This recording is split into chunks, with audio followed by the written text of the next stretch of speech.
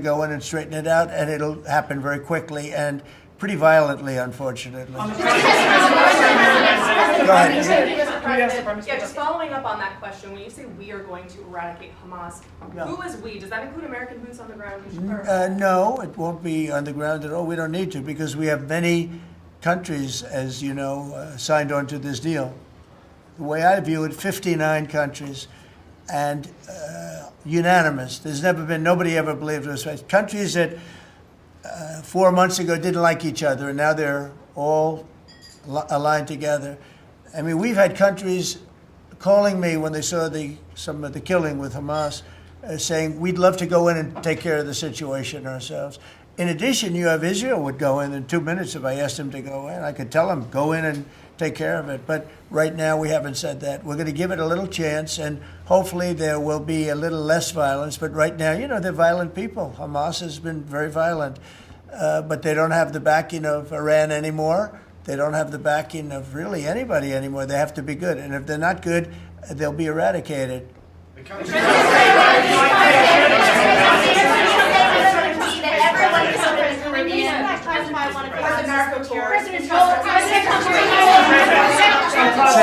Were any innocent civilians killed in the Caribbean? Not you. Go on, please. Could the Prime Minister weigh in more on the processing? Yeah. And can Australia expand the process of rare earths? Absolutely we can, and we have the capacity to do so, and part of this deal is very specific, $8.5 billion pipeline. There'll be $1 billion contributed from Australia and the United States over the next 6 months with projects that are immediately available. There's 3 groups of projects, ones that are joint activities between Australia and the United States, such as Alcoa. Secondly is projects that will be US investment that the US will undertake in Australia, including processing, and then ones that Australia will undertake, some as well. One of them is Australia, the US and Japan as well. So what we're trying to do here is to take the opportunities which are there. Australia has had a view for some time, a bit similar to putting America first. Right. Our plan's called A Future Made in Australia, which is about not just digging things up and exporting them, but how do we make sure that we have across the supply chains with our friends being able to benefit, seize those opportunities. So we certainly see part of what this is about isn't just digging things up, it's also about processing, including the joint ventures between Australia and the United States. Can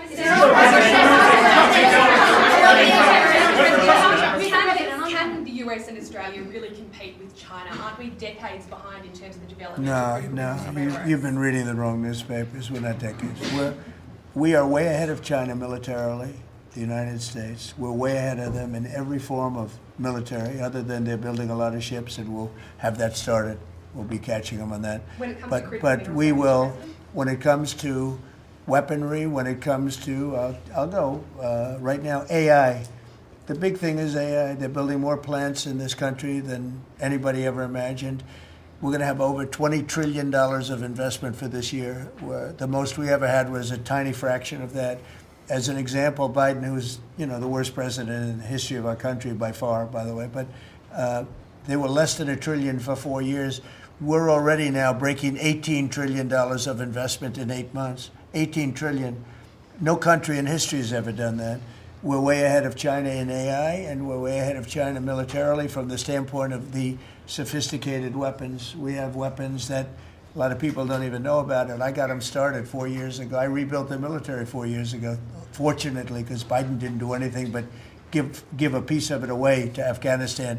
Fortunately, as much as it sounded like it was a small part of what I built, but the Afghanistan giveaway was one of the worst. That was probably the most embarrassing day in the period in the history of our country. But we have the greatest military. We have the best equipment. We have the best manufacturers of equipment. We have the best weapons. When you look at our weapons, I've been talking a lot about our weapons. Everybody wants our weapons. But it's great to be working with Anthony. It's great to be working with the people of Australia, because they also, it's a smaller country, but you have done a fantastic job in weaponry and the kind of things. So we do a lot of joint work together. Our militaries work very, very closely together. We've been really an amazing ally when you think of it, right? There's never been any games. We're strongly committed, and they're strongly committed. There are some games with other countries, but there haven't been games with Australia.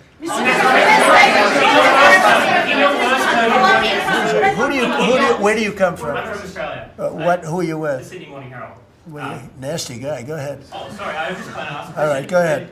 On your first term, you worked with two Australian Prime Ministers, Scott Morrison and Malcolm Turnbull, you might remember. Right. They're from same side of politics as you. Mr Albanese's different side. Can you tell us a bit more about what it's like to work with Mr Albanese compared to those two? Well, I got along. I mean, that wouldn't be fair because, the man on my right has a big advantage. You know that, right? But I think he's doing a really good job, and we've had a very good relationship. I don't want to compare one with the other, but I'll tell you, they really have a great prime minister. Okay, was that a good Thank you. statement? I'll use it in my ads in 28.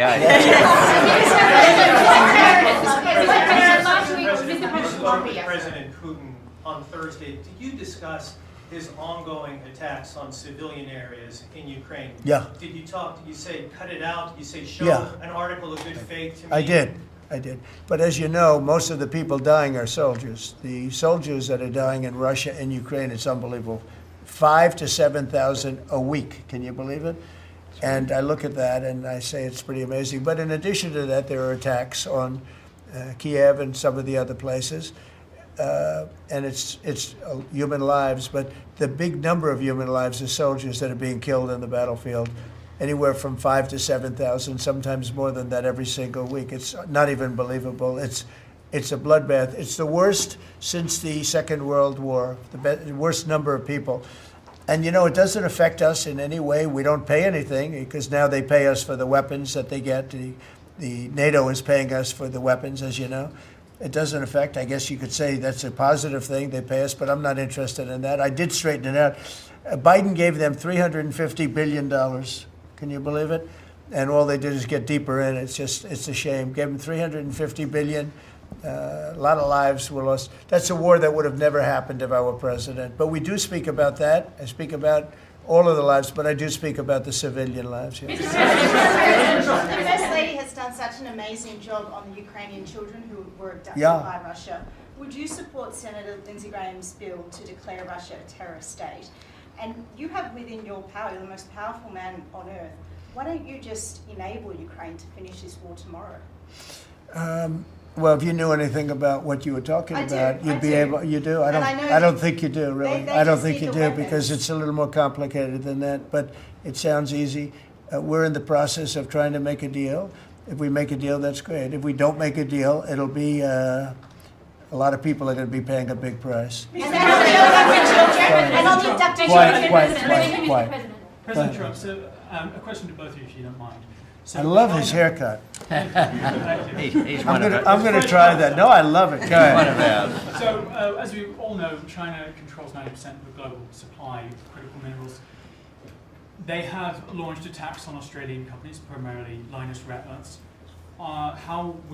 What will happen to China if they don't play fair with this?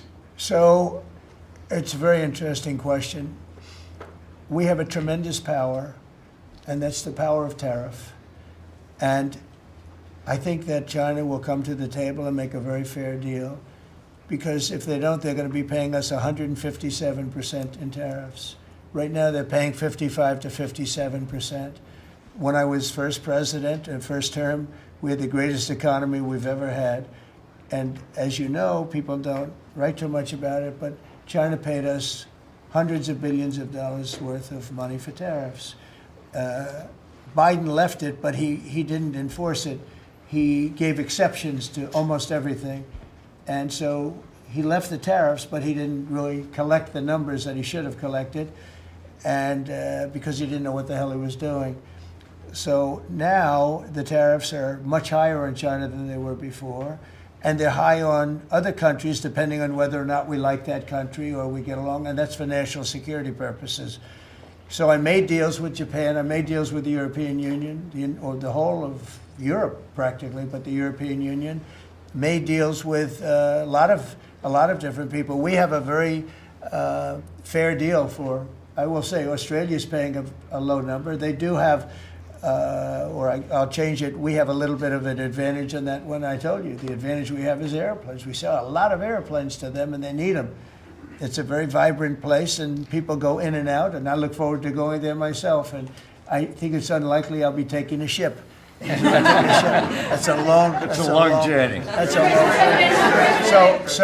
journey. But China has treated us with great respect. Now, in the past, they didn't treat other presidents with great respect. They would take hundreds of billions and even trillions of dollars out of the country, and they would spend it and build their military. Now they're treating us with great respect. Now, we'll see what happens. I said, if we don't make a deal, I'm putting on an additional 100% on November 1st. I think we'll make a deal. They threatened us with rare earths, and I threatened them with tariffs, but I could also threaten them with many other things, like airplanes. You know about airplanes, because they can't get parts for their airplanes. We build their airplanes. We do a great job. They're largely Boeings, and we could stop the parts. We did stop the parts, actually, when they did the initial threat. That's a big... They closed down over 400 of their airplanes, but we don't want to do that. But we have a much simpler thing. If we don't make a deal, we'll charge them a very substantial tariff, and they'll be paying us hundreds of billions of dollars a year, which they're basically paying right now. We had presidents that allowed China and other countries get away with murder. We're not going to allow that, but we're going to have a fair deal. I want to be good to China. I love my relationship with President Xi. We have a great relationship. I believe after we leave South Korea, we'll be there together. We thought that would be a good place to meet, and we're going to be meeting. I'll be in Malaysia, I'll be in Japan, I'll be in a couple of others. We'll be sort of doing a little bit of a tour. I've been invited to go to China, and I'll be doing that sometime fairly early next year. We have it sort of set. But I think we're going to have a very good relationship with China. And again, they will threaten us with rare earths. I don't think they're threatening us too much right now. But they could do that, but I threaten them with something I think is much more powerful, and that's tariffs. Because at a certain point, they will not be able to do any business with us. At a certain point, if they pay enough tariffs, it's almost like saying, we don't want to do business with you, but it's probably nicer. Saying you're going to pay 158, 157% tariff is a nicer way of saying that we don't want to do business with you. And if they don't do business with us, I think China's in big trouble, I'll be honest with you. I think China is, I don't know that they even make it. I really do. I believe that they're in big trouble. And I don't want them to be in big trouble. I want them to do great. I want them to thrive. But we have to thrive together. It's a two-way street. I think when we finish our meetings, and it's going to be a big deal. Look, I'm meeting with a lot of other countries, but this seems to be the one that people are very interested in. I think when we finish our meetings in South Korea, China and I will have a really fair and really great trade deal together. I want them to buy soybeans. They stopped buying our soybeans because they thought that was punishment. And it is punishment to our farmers, but we're not going to allow that to happen because I made a great trade deal with China, a $50 billion trade deal, and they were great about it. They were doing everything that they were supposed to do. And then when Biden came in, you know, I used to call President Xi all the time to say, thank you, or you're not buying enough. In other words, they were supposed to buy. Biden, do you think Biden ever called him? I don't think Biden ever called him. You think Biden lied awake at night thinking about trade with China? He didn't know what he was doing. He was an incompetent president. We had an incompetent president, but you don't have that anymore. So I think we're going to end up having a fantastic deal with China. It's going to be a great trade deal. It's going to be fantastic for both countries. And it's going to be fantastic for the entire world. Thank you very much, everybody. Thank you, Press. Thank you very much. Thank you, guys. Thank you. Thank you, guys. Thank you very much. Thank you, Press. Thank you, Press. Keep going. Thank you, Press. Thank you, Press. Thank you, guys. Thank you. No more pictures. Keep going. Thank you, guys. Keep going. Keep going. Thank you, Press. Thank you, Press.